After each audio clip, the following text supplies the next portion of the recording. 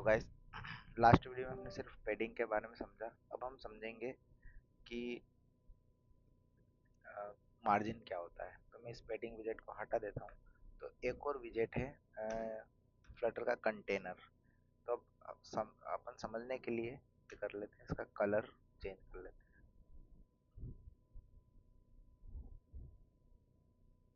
Colours dot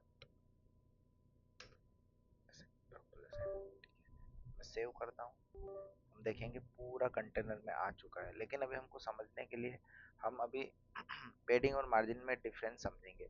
तो मैं पहले इसकी मार्जिन दे देता हूँ। तो मार्जिन दूंगा एज इन सेट्स, मैं ऑल सभी तरफ से दूंगा समझने के लिए। यहाँ पर 20।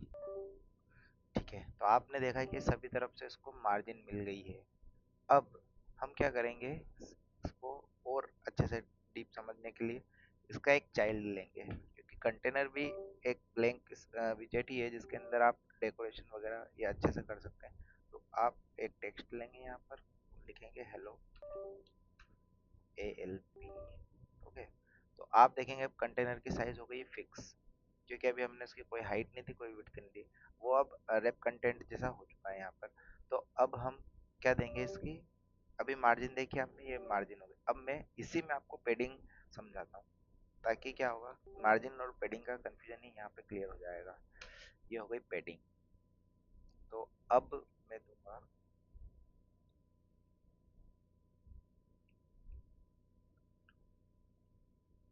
ऑल।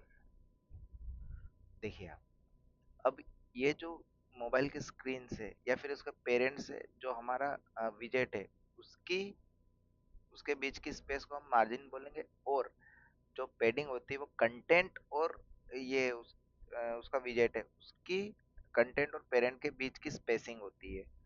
तो आप देख रहे होंगे हेलो ALP, उसको अभी अभी और मैं कंफ्यूजन क्लियर करने के लिए लेट से इसको 50 लिख देता हूँ। तो ये 50 और ये 20 हो गई। ठीक है, तो ये हो गई मार्जिन और ये हो गई कंटेंट और उसके बीच की पेडिंग। तो ये डिफरेंस होता है। अब हम समझेंगे अलाइनमेंट के बारे में कि अलाइनमेंट क्या होता है। तो अलाइनमेंट जो होता है ना,